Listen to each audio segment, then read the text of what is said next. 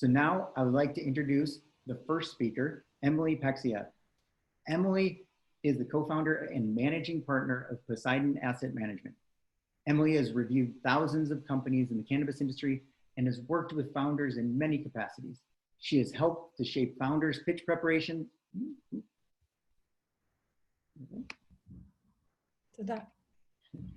Their go-to-market strategies, product launches, and has advised on day-to-day business operations. Emily has held board seats for multiple portfolio companies and participates as an advisor to multiple teams. Extremely active in investment decision-making and ongoing investment oversight processes, she works closely with her partners to create meaningful deal structures, ensuring that proper governance is carried out at the company level. Furthermore, Emily has dedicated time and energy to supporting policy groups and has served on the board of directors of the Marijuana Policy Project. She also currently serves on the board of Athletes for Care and the Initiative. Welcome, Emily. Thank you for joining us today.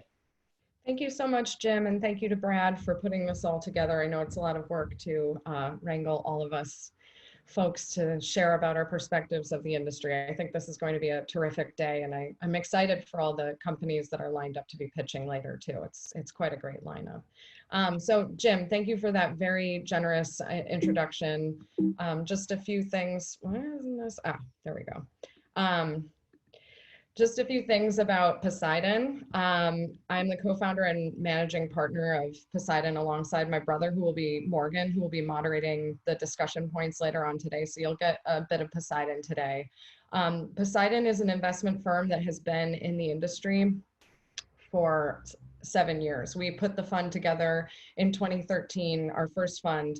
And since then, we've got 2 funds investing entirely in the cannabis industry and 5 syndicated investment vehicles. Just to do an overview of the snapshot of the industry, we've been very excited to see how this industry has grown since we got into it. And a lot of what drove us into the space was very much about the medical piece of cannabis, which is what we're here today to talk about. I think sometimes the medical aspects of cannabis get a little bit drowned out by all of the hype around adult use, but it's really at the core of how cannabis progressed forward and how we saw legalization take shape, and especially as Jim was mentioning with what happened in California with the caregivers and really stepping in, especially during the AIDS epidemic, and finding ways to have these alternative treatment sources or resources that people could feel better while they were going through their various treatments. Since we got into the industry, Colorado was the first really adult use state to turn on, but they'd had a medical program and continued to do so. And since then, we've now got 11 adult use states, over 33 medical states, and more coming online in the ballot initiative in the fall.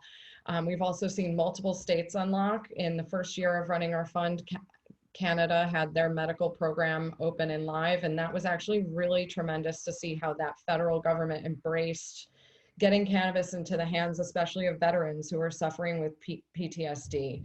So it was something that was really remarkable to witness as this has been unfolding all of these years. So there's still a tremendous amount of opportunity, and I'll be talking about that at the end, but a little bit about when Morgan and I got into the space was we lost both of our parents to cancer, actually, and it was a hospice nurse that had mentioned it back in 1996, if you can believe that, in New York State about, you know, maybe try smoking a little pot. It was a very off-the-cuff comment. It was something that I think speaks highly of hospice care workers because they are so focused on the patients and not so much on pushing an agenda. And just that knowledge that so many of the medications that people are forced to take throughout their treatment process actually creates other side effects. And so then it creates this kind of virtuous negative cycle of ways that pharmaceuticals play into your life. So for us, that kind of quote unquote seed had been planted around cannabis. And when we got into it, our thesis was investing into medical cannabis would make society better. And we believed that shifting the perceptions around this would just really help to drive the opportunity space from an investment standpoint. So it's quite a synergistic relationship there. That's just a bit about our firm. So Poseidon has invested across the world, really, and largely our reach into other countries has been very focused on medical cannabis. As you can see, we've invested across at least 18 legal states. This probably can be updated now because some of our multi-state operators or MSOs have expanded. We were early investors into Canada before those operators went public. Like I still remember, I have an email from Bruce Linton back when Canopy was actually called Tweed, for those who were around back then, in a purely medical market from a federally legal standpoint. But so we've invested across the United States, and I'll talk about what that looks like from medical all the way through to lifestyle. We've invested into Mexico, Colombia, Spain, Portugal, and Germany. And those LATAM investments are very much medical. So it does matter across the globe how we think about it in terms of the opportunities from medical all the way over to lifestyle aspects of cannabis. And it is really amazing to see how the different regions of the world really kind of approach these different markets. So very fascinating. So the way we view cannabis at Poseidon, and the way we've been talking about it for years, is that cannabis is a spectrum. It's not a clear-cut line from medical to adult use. We think about it as kind of starting at lifestyle and then going through this massive intersection of wellness, and then all the way over to the very strict definition of medical and pharmaceutical. So I've put up here kind of some example companies to help ground thinking around this. So, and these are companies that we've invested into, and so how we've been thinking about it across the spectrum. So many of you are probably familiar with the company Pax. It's a device company that's actually got reach throughout the world because their devices are not necessarily tied to the plant. And then you've got in the middle here a lot of these companies that are retailers or cultivators or processors within the markets. And these companies, some of them, the reason they're sitting in that wellness middle section is that they are adult use in nature, and they also are in medical markets, and then they have a wide array of products that could sit right in that wellness spectrum. And when I'm talking about wellness, I'm talking about things that improve the quality of your life through consuming cannabis. So it's not necessarily that you have a specific affliction, it's that you're using cannabis to augment how you're feeling from a day-to-day perspective. So this may be in sleeping, it may be helping in anti-inflammation if you're somebody who's an athlete or likes to work out. It may be something around, it reduces your anxiety as you're working through the day, and it just makes you feel better. So I would say that's the middle section. And the way I think about the difference between lifestyle and wellness is that lifestyle has associations with different types of events, like maybe you're going to a music event, or you're going to watch a movie, or you're having a social occasion. Wellness is more of an everyday kind of approach to consuming cannabis in different formats, like tinctures or droplets or various form factors, patches.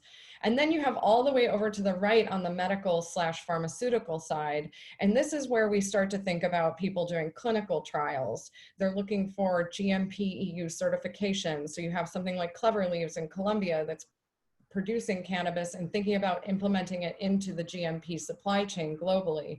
You have Landsteiner Scientific out of Mexico, and they're looking at, they've got proprietary formulations around cannabinoid delivery systems that they're implementing into form factors that are very pharmaceutical in nature with specific protocols around that. And yes, the Mexico market has not turned on yet, but they're preparing for the moment and doing the research with the universities around that. And then you have Respira, which is a new way of consuming without heating the product so that you can inhale or ingest cannabis without having the irritant or the changing of the molecules of heating it. So there's many ways to think about it. And I think it's really important because the timeline around these things is very different. Like lifestyle, wellness, this is all happening now. Pharma is something I think is going to have a longer tail in this industry. Just to quickly touch on CBD, because it sits in its own unique space, especially as it happens to exist with the FDA.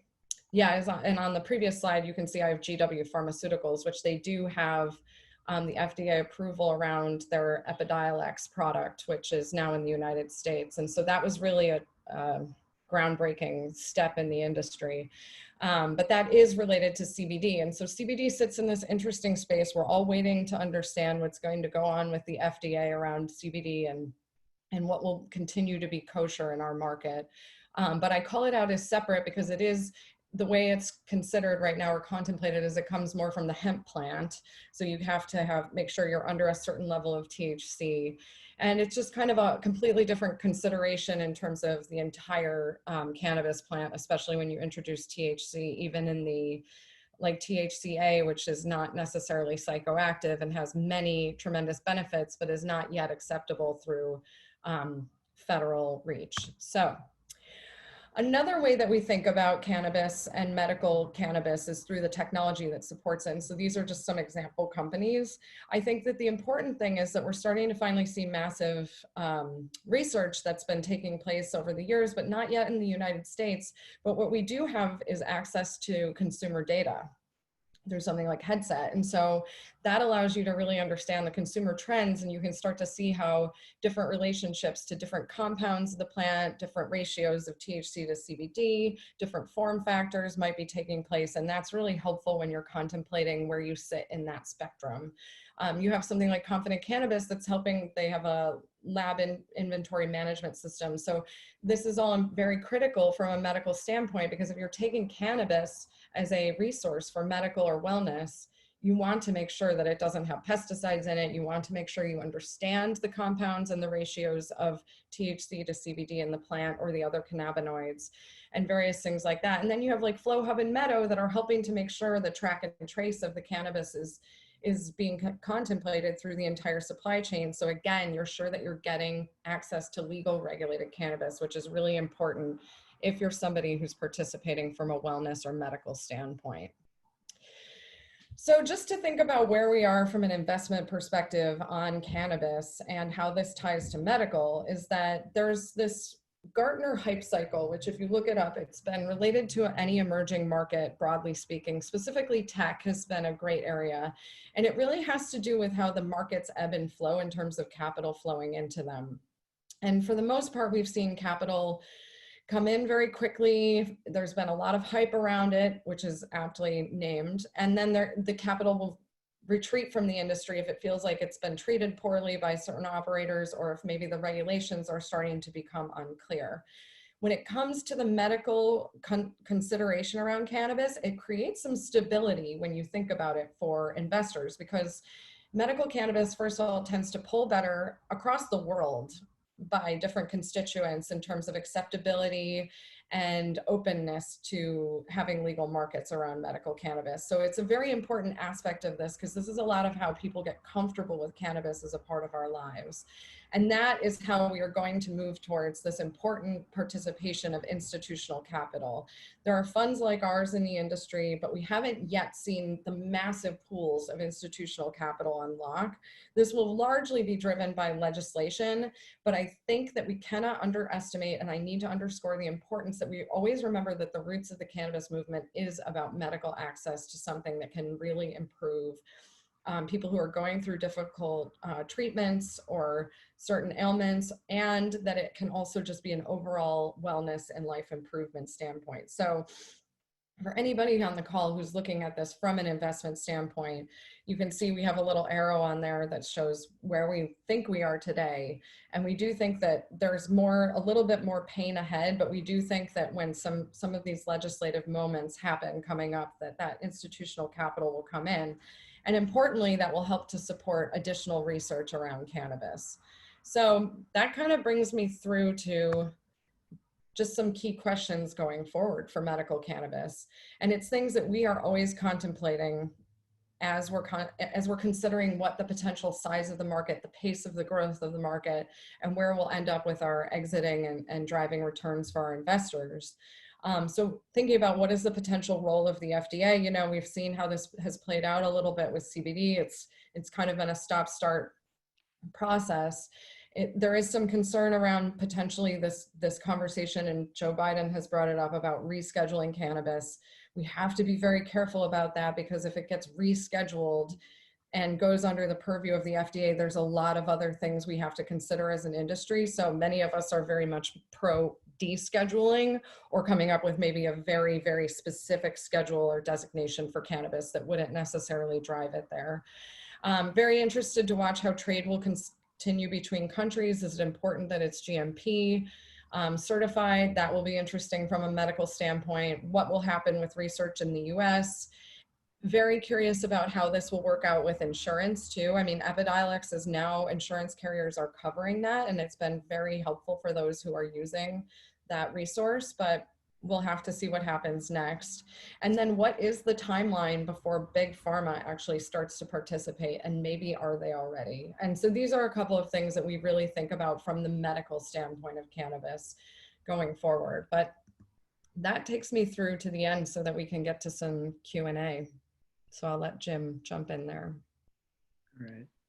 If anyone has Q&A, please put them in the chat.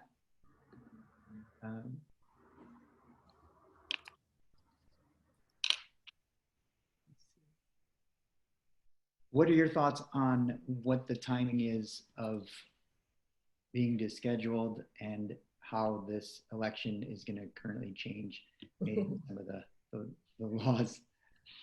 Oh man. I know, loaded question. A loaded question. Okay, so I think we're a ways off from that, frankly. I think we could see some different things happening at the federal level, especially around banking, and that's what I'm really hopeful for. We tend to be a little bit less, we kind of sit on the side of skepticism in terms of things that will happen at the federal level very quickly. I do think that this potential and probable economic downturn that we're frankly already in will drive some movement on that because of the tax revenue that can be generated further from this industry if it's unlocked and allowed to run more efficiently with banking and all of these other resources. Regarding the election, I think that the industry will fare better on the back end of the election just for the fact that it will remove the question marks around who's president. The current president has kind of left us alone, and that's been great. I think most of the industry would prefer to be left alone and let us just continue to push forward. Joe Biden has an interesting take on the issue. I wish it was a little bit more progressive. I think it's a little bit backwards looking, and I think he could gain some additional perspective by engaging the industry and learning a bit more about it, but we'll take it anyway. It seems like he is listening to some of his Democratic counterparts, but we'll have to see where it nets out. I mean, as of today, I mean, I'm frankly worried about a constitutional crisis based on some of the tweets that happened in the last 24 hours and what's going to happen in this election period. But the good news is that it seems like no matter what goes on, people are buying cannabis, and our industry is continuing to push forward. Pandemic aside, everything aside, cannabis seems to continue to flourish.